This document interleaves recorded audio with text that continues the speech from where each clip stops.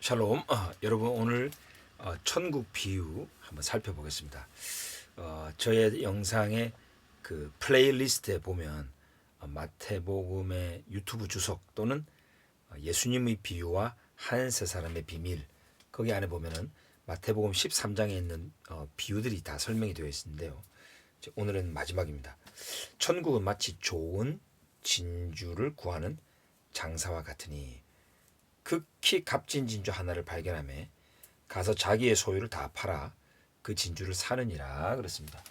자, 천국은 어떤 장소적인 개념뿐만 아니고 어떤 사람, 어떤 일을 하는 어떤 사람과 같다는 것입니다.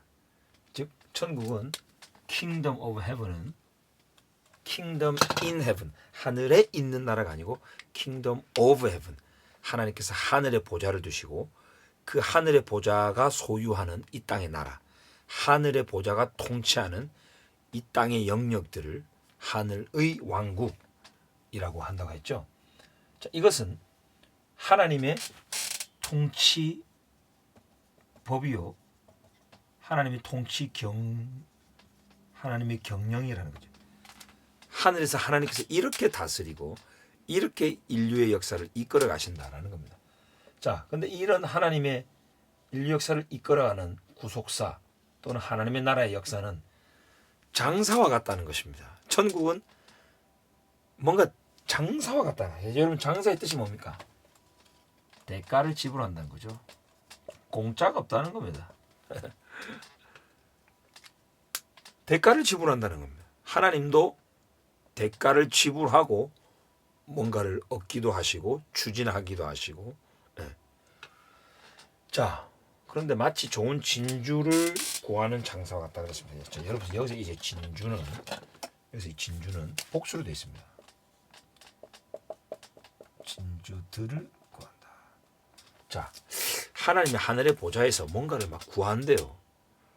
근데 그걸 하나만 구하는 게 아니고 두 개, 뭔가 이 복수를 구한다는 것입니다. 하나님께서 눈여겨보는 그 진주들이 있다는 것이죠. 자, 근데 극히 값진 진주 하나를 만나면, 하나를 발견하면 가서 자기의 소유를 다 팔아버린대요. 대가를 지불하되 완전 올인해버린다는 겁니다. 소유를 다 팔아서 그 값진 진주 하나, 그 진주를 산다. 이것이 하늘의 경영, 전국이라는 것입니다. 여러분, 이 안에 한 세 사람의 비밀이 있는 것 같아요. 여러분, 여기서 이 진주들은 진주를 값진 보화잖아요. 이 보화는 먼저는 이스라엘을 말합니다. 그리고 두 번째 교회를 말합니다. 다시 말하면 한 세 사람, 바로 물고기, 그죠? 한 세 사람, 이게 이스라엘과 교회 둘 다. 그래서 복수로.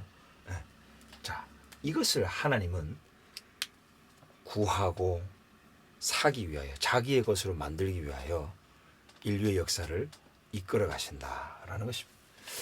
자, 여러분, 이 진주들, 이 값진 보, 이게 바로 소유라는 단어와도 연관이 있습니다. 여러분, 이 예수님의 그 마태복음 비유는 창세기 19장 5절에 이스라엘을 시내산에서 부르시며 그들의 정체성을 확인해 주는 장면에 잘 나타나 있습니다. 세계가 다 내게 속하였나니 너희가 내 말을 잘 듣고 내 언약을 지키면 너희는 모든 민족 중에서 내 소유가 될 것이다. 이스라엘은 하나님의 소유라고 하는 것입니다. 근데 이 소유, 여기 소유라는 단어 있죠.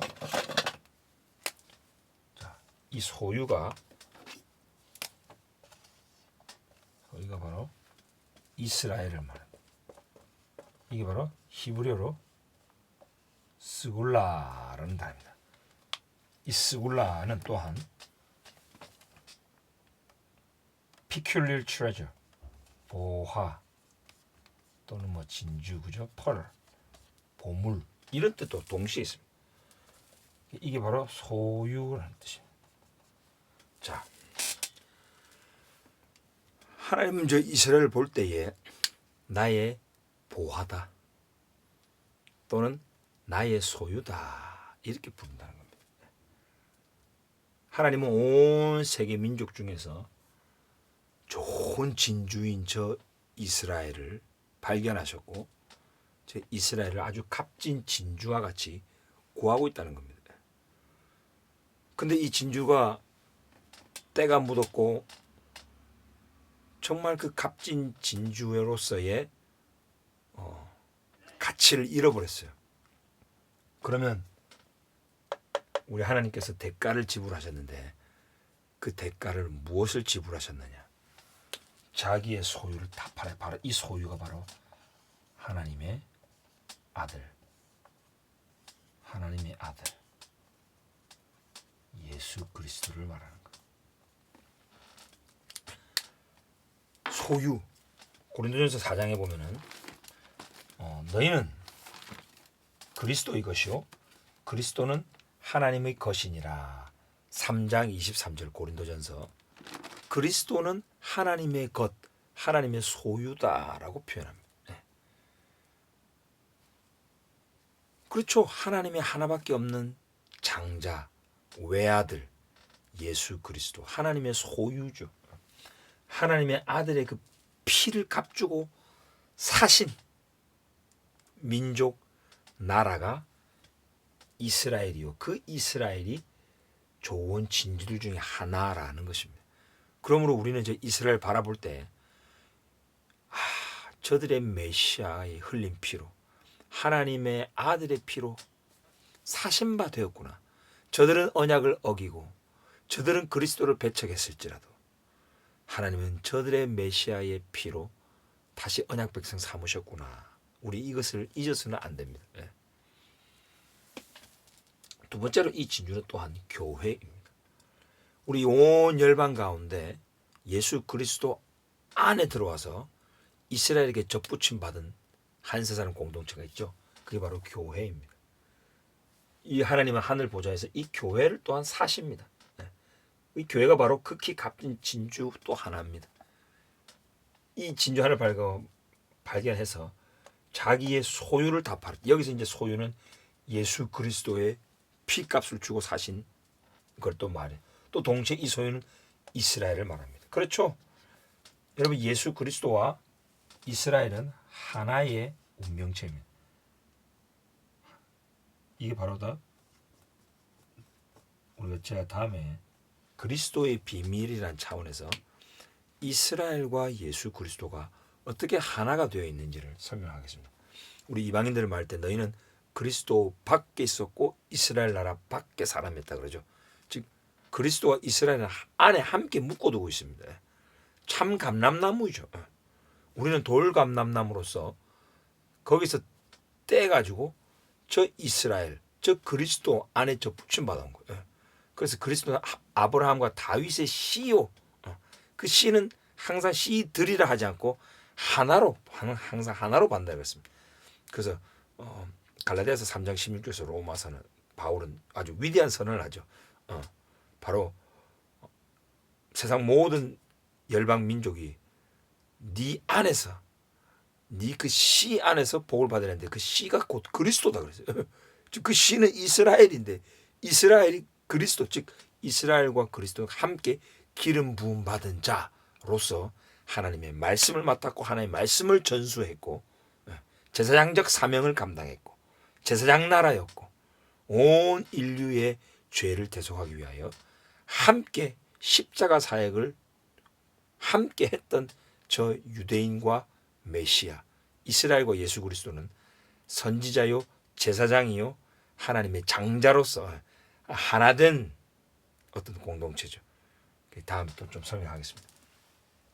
그러니까 이스라엘을 팔아서 이스라엘이 자리가 꺾임으로 그 자리에 우리 교회가 들어왔다 그랬죠.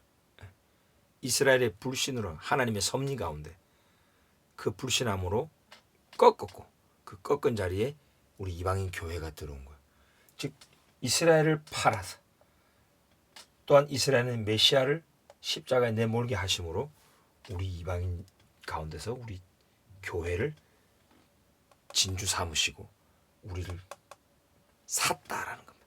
그래서 여기서 이제 복수로서 이스라엘과 교회 한 세 사람을 구하기 위하여 이스라엘과 메시아를 팔아서 완전 올인하여서 우리를 사셨다는 것 잊으시면 안 되겠습니다. 다시 한번 정리하면은 하나님은 당신의 소유인 그리스도, 여기서 여기 또 참 중요한 말씀이 레위기 20장 26절에 보면 너희는 나에게 거룩할지어다. 이는 나의 여호와가 거룩하고 내가 또 너희를 나의 소유로 삼으려고 너희를 만민 중에서 구별하였음이라 그랬습니다. 하나님은 세계 여러 민족 중에서 저 이스라엘을 내 소유 삼기 위하여 구별했다 그랬죠. 그리고 짐승이든지 사람이든지 처음 난 자, 즉 장자는 내 것이다, 내 소유다라고 하나님이 선언했습니다. 저 이스라엘은 하나님의 장자라고 불렀거든요. 출애굽 때, 그죠? 그러니까 이스라엘은 하나님의 소유요, 하나님의 장자입니다. 그리스도 또한 하나님의 장자요, 하나님의 소유라고 신구약에서 말하기 때문에 이스라엘과 예수 그리스도는 하나 된 거예요. 그래서 여기서 이제 더블 미닝이 있는 거죠. 저 값진 진주 하나, 이 이스라엘을 하나님께서 다시 자녀 삼으시고 소유 삼으시려고 그의 아들 예수 그리스도를 팔아 그의 피값으로 이스라엘을 사셨다.